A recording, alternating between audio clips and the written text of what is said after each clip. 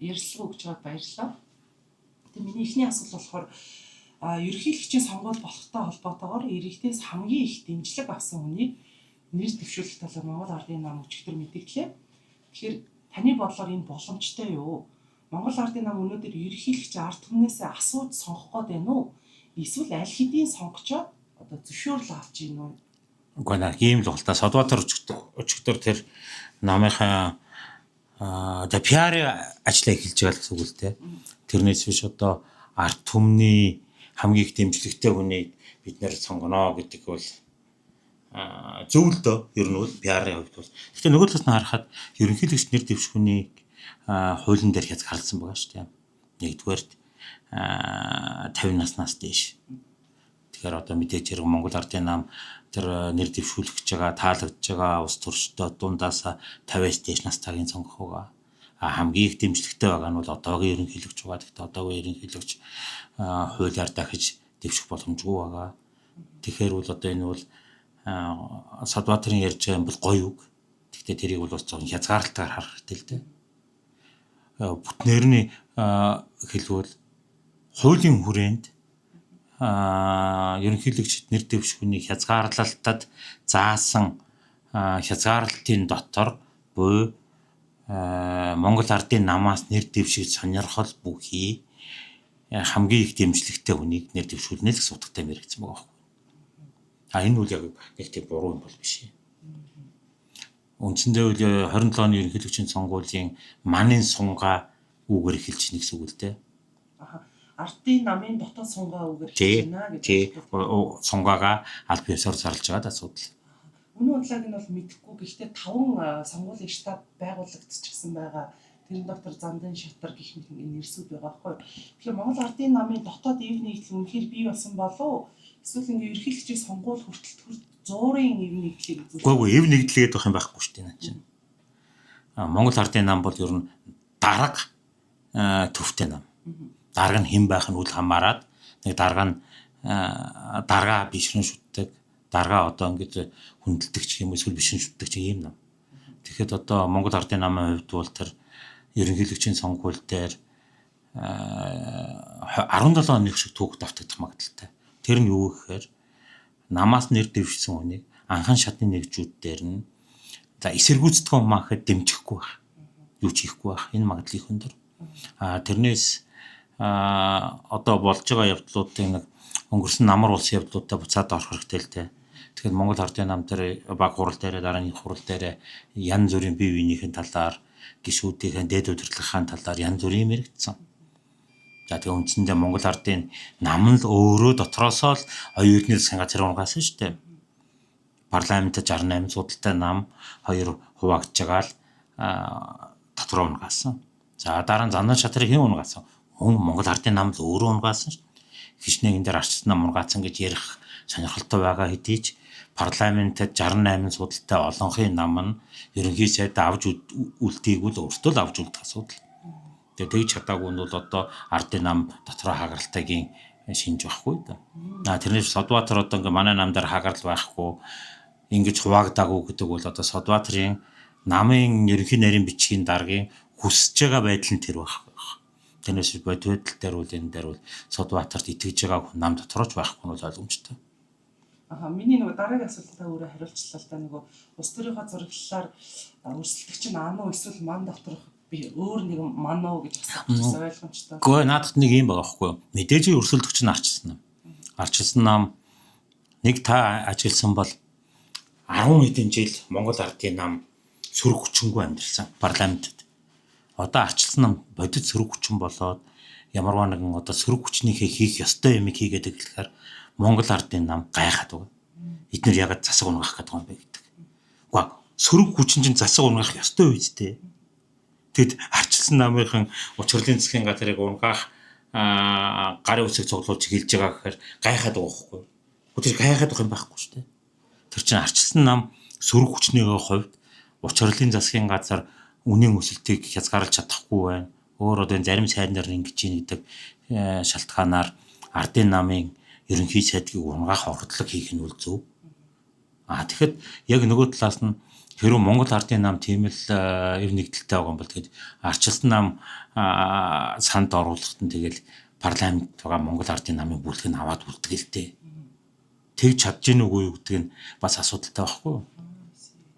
Одоо наа тэр ив нэгдэлтэй байхгүй гэдэг юмны яг одоо шалгаар үзүүлэлт нь арчилсан намынхан засгийн газрыг унгаах хүсэлтэй мэдээлээ гарын үсгээ цуглуулалт дуусаад өргөн барихад Монгол Ардын нам яаж хандах вэ гэдэг асуудал байна. Яг бодторч хамгаалж чадах нүггүй учралаа хамгаалах сонирхол байна уу гэдэг нь бүр чухал. Ардын нам ардсан намаас ерөнхийлөгчөө захиалж байгаа гэдэг ховж нэгдүгээр яваад байгаа. Нэгдүгээр асуу. Хоёрт нь ерөнхийлөгчийн сонгуулийн хувьд ардын намын хамгийн одоо том эрсдэл нь юу вэ таны хаа? Нэгдүгээрт 21 оны ерөнхийлөгчийн сонгуульд арчилсан намаас ардын нам ерөнхийлөгчд нэр дэвшүүнийг захиалсан нь бол бодтойроо. Эрдэнэ одоо нэр дэвшээд 3 хүн нэр дэвшгээд 4-т нь орох шахсан шүү дээ. Орсон. Арай ороогүй нэг цөөхөө 1000 2000 цөөхөө нэр 3-т нь орсон. Цагаан уцаас арай олон болсон. Тэр үл үнэ. Тэгэхдээ одоо арчилсан нам өөрийнхөө одоо сөрөг хүчин гэдэг мэдрэмжийг мэдрээд өөрийнхөө бярыг мэдэрч байгаа тохиолдолд манаас захиалга авахгүй. Одоо бол арчилсан нам өөртөө дотроо ямар нэгэн хэрүүл уруулаа хийж хагаад тэгээд ямар нэгэн сунгаа хийж хагаад тэгээд хин нэгнийгээ дэвшүүлнэ. Ардын намаас захиалга авах гэдэг бол одоо бол боломжгүй. Энэ бол 21 оны түүхэл давтагдахгүй. Энэ бол одоо нөхцөл байдал өөрчлөсөн. Та рейтингийн судалгаа хийдэг улс төрийн судлаач хүний хувьд ардын намаас нэр дэвших одоо хамгийн боломжит гарч магадгүй кандидат хамгийн хүчтэй өрсөлдөгч нь бол Заншид руу гая одоогор. Заншдаа. Гэхдээ Заншдаар нам доторх одоо тэмцлээсээ Заншдаар ерөнхийлөгчд нэр дэвших эсэх асуудал бол намынх нь л дотоод шийдэл шүү дээ. Тэр гаднаас нөлөөлөхгүй, иргэд нөлөөлөхгүй Монгол Ардын нам яаж шийдвэрээ гаргах вэ тэрнээс л хамаарна. Монгол Ардын нам ганцаар ноёрхох үе өнгөрсөө. 16-оноос хойш бол Монголын улс төрийн амьдралын бүх шийдвэрийг мань ганцаараа гаргаж ирсэн. Гарах чадвартай байсан, хүчтэй байсан. Одоо тэр үе өнгөрсөн.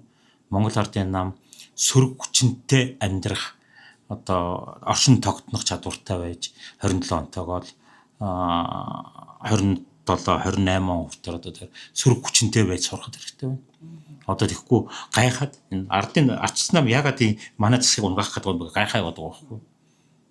Тэгэл ёстой унгаах ёстой. Чадах, оролдох ёстой. Унгаахгүй нь бол бас дараагийн асуудал. Ардсан нам ерөнхийлөгчийн сонгуульд ялах бодит боломжтой юу? Эсвэл ардын намын одоо алдааг хүлээж байгаа байрлал байгаа болов уу? Үгүй наач хоорондоо уялдаатай байхгүй юу? Арчилсан нам ялах магадлал байгаа. Тэгвэл ардын намын хоорондын дотоод зөрчил янз бүрийн тэмцлийг бол ашиглах нь бас л зүй ёсны хэрэг. Их тэрийг бол ардын нам их олон жил арчилсан намын эсрэг ашигласан шүү дээ. Дотоод одоо арчилсан намын бутархай байдлыг ашиглаж явсан. Тэгэд бол одоо тэрийг бас буруутгах юм байхгүй аль хэлтэлт нь. Дайсныхаа сул талыг ашиглах нь зөв. Тэгэхээр ардсан нам дээр ч гэсэн мэдээж хэрэг дотоод сунгаа нэг намраас эхлэн тий. Одоо олон нийтийн яриагаар бол хамгийн өндөр рейтингтэй хүн бол Алтан Уягаал гэдэг яриа байна. Пүрэвдорж гэдэг нэр бас яригдчихэж байгаа. Баяр цогт Луу Гантмар гэл нэрсүүд байгаа. Таны бодлоор прогноз ямар байгаа вэ? Одоогийн байдлаар яг энэ арчилсан нам дотроос бол хамгийн илүү өндөр дэмжлэгтэй нь Алтан Уяг байгаа юм. Төрөл бодтой. Тэгэхдээ Алтан Уяг яг Зандан шатрын эсрэг байх нь уу? Алтан Уяг өөр нэг хүний эсрэг байх нь уу те? Нөгөө талд нь Зандан шатар Алтан Уягийн эсрэг үү эсвэл Зандан шатар жил Луу Гантмар эсрэг үү? Энээс хамаарад одоо хэн сонгуульд ялах уу гэдэг нь шууд хамаарна л да. Тэгэхээр энэ хоёр намынхан бол одоогөр энэ рейтингийн тодруулж байгаа юмнууд бол Монгол Ардын намаас хэн нэр дэвших нь илүү зөв бэ л гэдэг явхаас тэрнээс биш одоо Алтан Уягийг Зандан шатартай шууд мөргөлдүүлэх асуудал бол дараагийн одоо арай болоогүй. Тэгэж яг 5 сар тэгэж яг мөргөлдүүлж үзэхэд бол их ойрхон байсан. Алтан Уягийн баг зэрэгээр илүү. Алтан Уяг маань дахиад цагаатсан байгаа тийм. Ингээ Алтан Уягийн тэр асуудлыг бол одоо шүүх шийдэх үстэй. Тэгээ буцаага прокурор нь давж залдаад явж байгаа байх л та. Тэгэхэд энийг Алт уугийн ерөнхийлөгчийн сонгуульд нэр дэвших боломжтой эцэх асуудлыг эцсийн дүнд бол одоо шүүхтэр шийдвэр гаргах хэрэгтэй. Хэрвээ Алт уугийг цагаад бол тэгээд цаашаага улс төрийн ерөнхийлөгч нэр дэвшээд явах. За хэрв ямар буруутай гэж үзвэл Алт уугийн нэр дэвших боломж хязгаарлагдах байх л та. Тэгэхээр хэрвээ Алт уугийг нэр дэвших боломжгүй байгаа тохиолдолд ардчилсан намаас хэн байх вэ гэдэг нь том асуулт байна. Ардчилсан нам юм ив нэгдэлтэй байгаа юу эсхийг би мэдэхгүй байгаа байхгүй. Ардчилсан нам хизээч 100% ив нэгдэлтэй байгаагүй. Хизээч байж байгаагүй. Анх бий болсноос хойш янз бүрийн фракцууд нь байсан. Энэ нэг талаас ардчилсан намын сул тал гэж харж болохоос нөгөө талаас ардчилсан намын давуу тал нь болчиход байгаа байхгүй юу? Яг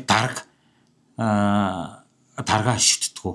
Даргийнхаа эсрэг шууд эсэргүүцлээ илэрхийлэх чадвартай. Энэ нь бол одоо ардчилсан намын баг давуу тал нь болох болно л доо. Хэрвээ яг маргааш сонгуул бол ардчилсан нам хамгийн эрэгтэй зүйл юу вэ? Лидер үү? Эсвэл одоо шинэ үзэл баримтлал гэдэг юм уу? Юу ардчилсан? Юуны сонгуулиас шалтгаалж байна л да. Ерөнхийлөгчийн сонгуул ярьж байна уу? Парламентын сонгуул ярьж байна уу?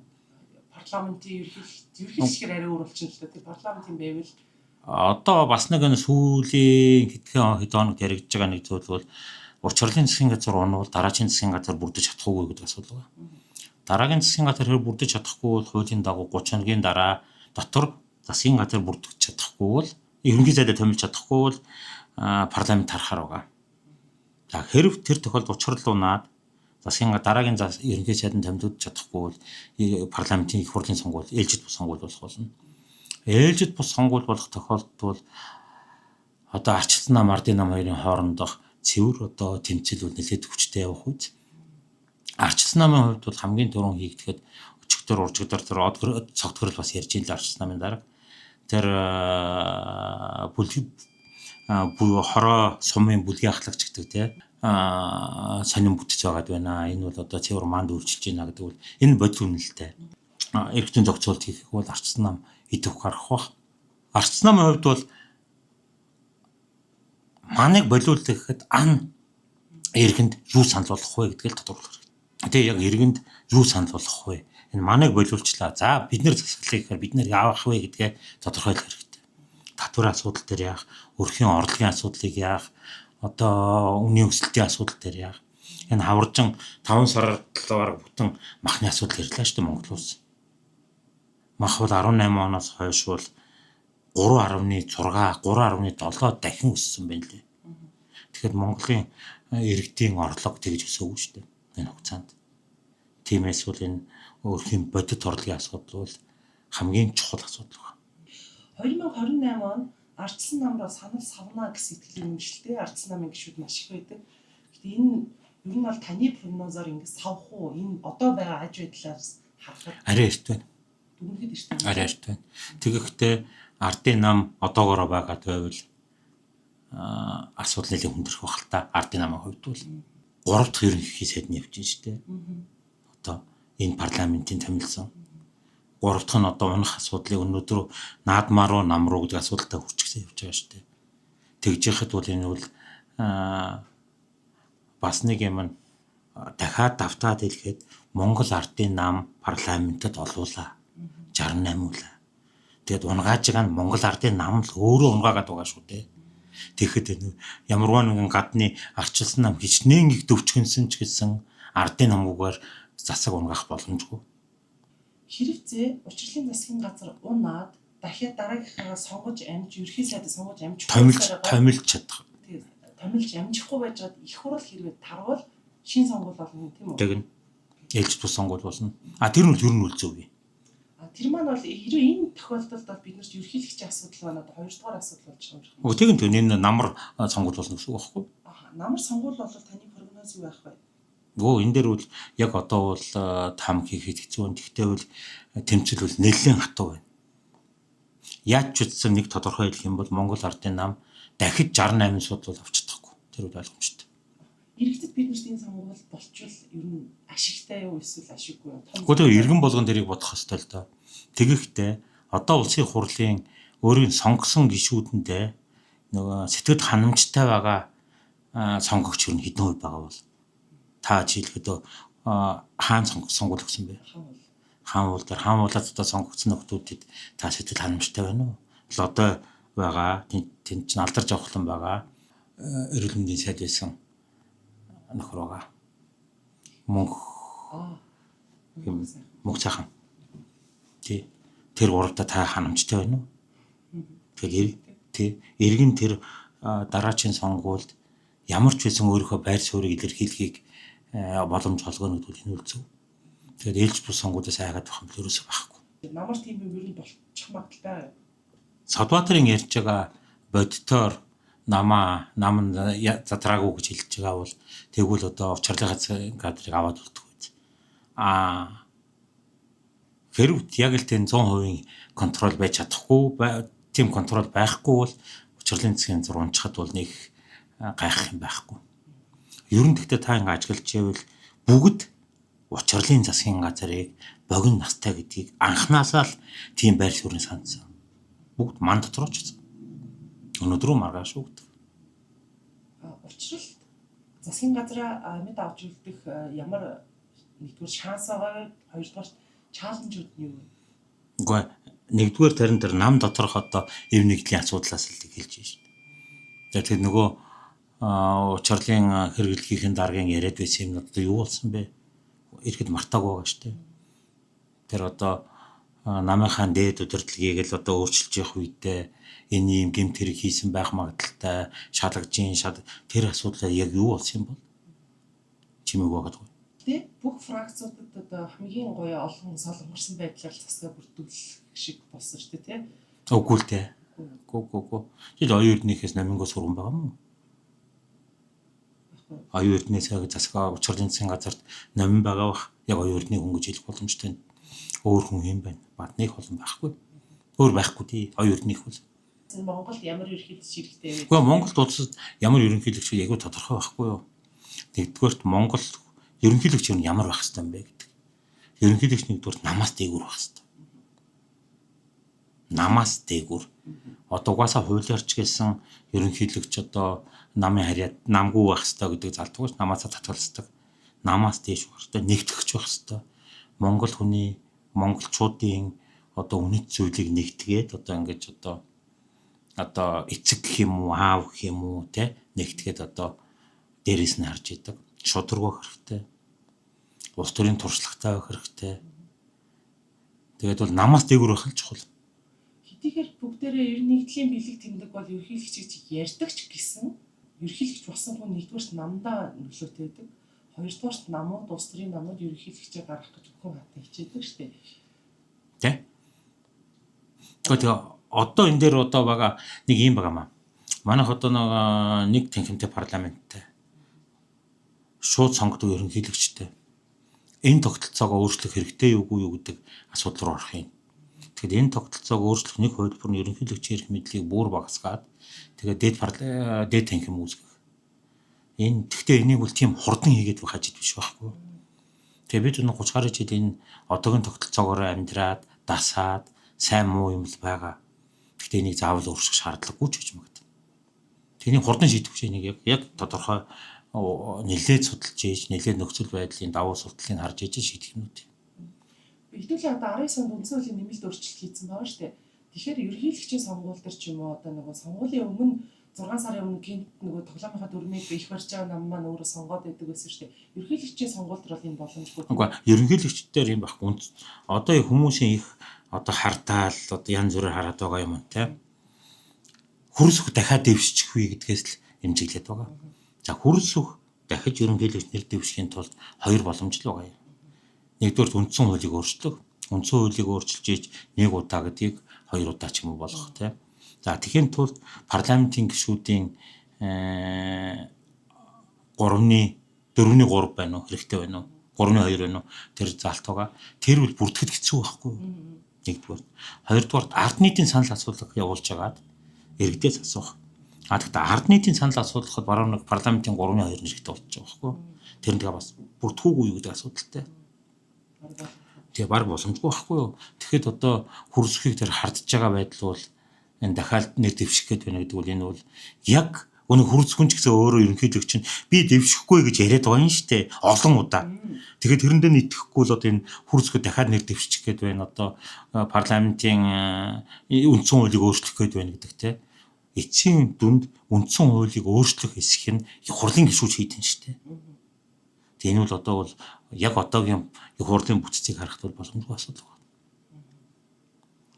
Одоо юм геополитикийн юм жоохон ширүүн гэх юм уу барьцтай бустай ингээл байнгын сонин уулзалтуудтай энэ дэлхийн энэ цаг үед Монгол улсад ямар ерөнхийлөгч хэрэгтэй вэ? Үгүй энэ дээр нөгөө Монгол улсад ямар ерөнхийлөгч хэрэгтэй вэ? Бас нэг юм хардаа геополитикийн нөхцөл байдал хатуу болчлоо гэдэг бас жоохон удаан хугацаанд харуул манай хувьд бол дандаа л хат хүд хэцүү байсан шүү дээ. Анх л одоо 21 оноос хойш 11 оноос хойш юм уу те 11 он гэж харахад байнгын л тэмцэлтэй байсан. Одоо ч гэсэн Монгол улс одоо яг тэр нөхцөл байдал тийм айхтар өөрчлөгдөв л байхгүй. Байнгын геополитикийн асуудал бол Монгол улсын хувьд бол амар бол хизээч байгаагүй. Тэгэд энэ нь хэвийн үзэгдэл жижиг улсын хоёр том улсын дунд байгаа жижиг үндэсний хувьд бол энэ нь яг хэвийн үзэгдэл их гайхаад байх юм чинь байхгүй. Тэгэхээр ямар ерөнхийлөгч хэрэгтэй вэ гэхээр дахиад түрүүний асуудал байхгүй. Ерөнхийлөгч Монгол улс парламент одоо хагас парламентын хагас ерөнхийлөгчийн засаглалтаа улсаа. Тэгэхээр Монголын төр өөрөө ямар байх ёстой вэ гэдгээс биш ерөнхийлөгч нь ганцаараа дангаараа ийм байх ёстой гэдэг нь бол арай өрөөсгөл болчих юм. Гадаад харилцаатай холбоотой юм бол. Одоо тэр ашигт малчны тухай хуулийг өөрчлөх юм одоо яг одоо парламентээр яригдж байгаа сэдв байна шүү дээ. Жишийн амнаатын асуудал. Жишийн амнаатын асуудлыг бууруу тэгдэг санааг дамжин юм яриад явдаг. За энэ бас л геополитиктэй холбоотой, гадаад худалдаатай холбоотой, гадаадын хөрөнгө оруулалттай холбоотой юм. Тэгэхдээ нэг ийм байр сууриас харах хэрэгтэй байхгүй. Монгол улсад Монгол хүнд өгөөжөө өгөхгүй байгаа гадаадын хөрөнгө оруулалт хэрэггүй. Танд надаа тэр найрууд камерманд өгөөжөө өгөхгүй байгаа гадаадын хөрөнгө оруулалтаар бид нар яах юм? Эний хамгийн том жишээ чинь тэр Бороо голд асуудал байхгүй. Централ голд ирээд Бороо голдын алтыг Монголын нэг улс төрчтэй хамтарсан компани байгуулж агаад ухаад аваад явцсан. Монголчуудад юу ч хүртээгүй шүү дээ. Яг энэ асуудлаар бүх ашигт малчтай холбоотой сэдвэрүүдийг энэ үүднээс дахиж ийм давтагдахгүй байхыг л бодож шийдэх гарах хэрэгтэй. Монгол хүнд Монгол улсад ямар өгөөжтэй гэдэг үүднээс харах. Тэрнээс үүтер хөрөнгө оруулагчд өгөөж бол хоёр дахь байх хэрэгтэй байхгүй. Тэгэхээр энэ чинь парламентын асуудал болохоос ерөнхийлөгчтэй аль алинтай л да. Хамаатай бүгдээр нь хамаатай. Монголын бүх улс төрчид хамаатай асуудал байхгүй. Эмэгтэй хүн шансаа болоо. Жишээлбэл Батцэг гэдэг нэр бол ерөнхийлөгчд бол эмэгтэй байх бол яг иргэдийн хувьд бол хүйсний асуудал хамаагүй. Монголчууд бол тэрийг нэг харах. Тэрийг ер нь бол тэдээлэн одоо эмэгтэй болохоор хэрэггүй гэдэг юм байхгүй байх. Тэр үзгээр. Тэгэхээр Батцэг маань чинь рейтингийн хувьд ч юм уу. Гэхдээ тэр одоо нэгдүгээрт арчилсан намын хин нэгэнтэй тэмцэхээс өрсөлдөхөөс өмнө нам дотроос гарч чадах үүдэн л чухал юм. Дотоод цангаанаас. Тийм дотоод цангааны асуудал. Гэхдээ өрсөлдөгч нам маань хэнийг ярьж байна вэ гэдгээс хамаарч аль нам маань өрсөлдөгчөө харуулах нь шүү дээ тийм ээ. Ялангуяа энэ дээр чухал юм бол арчилсан намаас хэн дэвшүүгүүдийг мань харна. Арчилсан намаас алтан хуйг нь дэвшүүл манд занштраас ур сонголтгүй болох байхгүй. Хэрвээ арчилсан намаас баяр цог дэвшлээ гэж бодож яагаад ч юм бөмбөтэй. Тэгвэл манаас хэн байсан ч ялна. Их хуралт суудалтай намуудаас боломж авах жишээлбэл Батын Батбаатар өөрийгөө нэр дэвшнэ. Бог дэвшгэл бахал та. Гүн дэвшгэл бахал та. Тэгтээ тэр чинь нэгдүгээр тийм байгаа байхгүй одоо хардаа. Хүн нэг хүн дэвшүүлэх байх. Тэгтээ хүн арчилсан намын саналыг хуваадаг байсан. Одоо тэгтээ манын хавсралт намаар утж штэ. Тэгэхэд хүнээс нэр дэвшиж байгаа хүн арчилсан намын саналыг хуваахад хэцүү. Юу ярьж дэвшихээ? Тэгэхээр нөгөө өмнөх жилүүдээс арай бас жоохон өөр. Тий, өөр болсон байгаа байхгүй юу? Хүн одоо ардын намын хавсралт намаар одоо яваад байна тий. Тэгэхэд хүн дэвшүүлэнгүүтээ арчилсан намын сөрөг хүчний эсрэг юу ярьж дэвшгүй тэр хүн? Нэг тийм асуудал. Эртний зориг ногоо нам. Батын Батбаатар яг дэвш болох бах те тэр чинь эрхэн байгаа. Тий. За тэгээ Батбаатар одоо бас юу ярих вэ? бас хэцүү. Үндэсний номтой хоёроос хүн дэвшүүлж магад. Гэхдээ номтой хоёрын засгийн газар бас л засагдтаа орцсон явж байгаа нөхдүүдтэй. Тэгэхээр үндсэндээ яг бодит тэмцэл ардын нам арчс нам хоёрын нэг дэвшигчийн хоорондох тэмцэл болно. Тэр 3 дахь хүчнийг бол яг энэ 27 оны сонгуульд тэдийлэн нөлөө үзүүлэхгүй. За миний сүүлийн асуулт хоёулаа би дутуу ойлгосон байж магадгүй. Намууд ерөнхийлөгчөө гаргах гэж бүхэн хатан нэгдүгээр тэмцдэг. Хоёрдугаарт ерөнхийлөгч болсон хүн намдаа нөлөө бүхий болдог.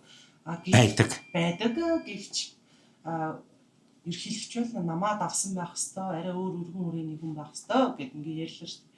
Тэгэхээр энэ дундах нэг контраст төр та зүгээр улс төрийн боловсролын үүднээс энэний нэг юм ялгаа заа гэж хэлдэг шүү дээ. Үгүй ээ, наадах чинь одоо бидний байгаа эрх зүйн орчин л одоо энэ байна шүү дээ. Ерөнхийлөгчийн эрх мэдэл бол байгаа. Ялангуяа энэ хууль тогтоох байгууллагуудтай холбоотой шийдвэрүүдийг парламент санал болгодог. Одоо шүүгч юм уу, эсвэл тэр одоо АТГ-ийн дарга юм уу, прокурор юм уу. Энэ нөгөө ерөнхийлөгчийн гол одоо power гэж хэлээд гол хүч нь байна гэж дүгнэдэг байна. Энийг өөрчлөхийн тулд бол хоёр танхимтай болох шаардлагатай болчиход байгаа. Хоёр танхим байхгүй тохиолдолд ерөнхийлөгчл тэрийг хийхгүй бол өөр хийх хүн байхгүй болчиход байхгүй яг албан тушаалаараа. Тэгэхээр ямар ч 27 оны сонгуул дээр бол энэ бол үндсэн хууль өөрчлөгдөж ийм том өөрчлөлт хийх бол амжихгүй. Энэ хугацаа шаардлагатай. Магадгүй дараачийн ерөнхийлөгчийн сонгуулийн өмнө энэ өөрчлөгдөж магад мэдэхгүй хол байна. Тэгэхэд бол яаж ч утсан нэр дэвшээд ерөнхийлөгч нь хэн нэг Монгол улсын нэг иргэн болох нь ойлгомжтой. 27-нд хэн болох нь бол одоо баг 2 дахь чи. Ямар ч байсан хэн нэг нь болоход тэр хоёр намын хэн нэг нь болоход тухайн хүн хуулийн хүрээнд амьдрж байгаа хуулийн хүрээнд үйл ажиллагаа явуулж байвал одоо падлыг асуудалтай хэн байх нь бол тэр хоёр дахь чи. Нэгдүгээр ингээд бас нэг энэ дээр нэмээд нэг эцэст нь хэлэхэд бол монголчууд олон жил олон сонгуулийг хийгээд сурчихсан. Сонгуул дээр тэмцээд сурсан. Сонгуулийнхаа үр дүнг хүлээн зөвшөөрөх чадвартай. Тэгэхээр бол одоо энэ бол яг Монголд арчлал бол тодорхой ямар ч байсан арчлалтын тогтолцоонд бид нэр бүрэн шилжчихэд байгааг чинь жоохгүй. Хичнээн хэрүүлтэй уралтай ч гэсэн сонгуулийг хүлээн зөвшөөрдөг тогтолцоо. 2008 оны 7 сарын 1-ний нэг айхтарын болсон. Тэрнээс бусад юм дээр бол бүгд хүлээн зөвшөөрсөн. 7 сарын 1-ний дараа ч гэсэн тэгээд намууд учраа олоод цаашаа явсан шүү дээ. Newspress.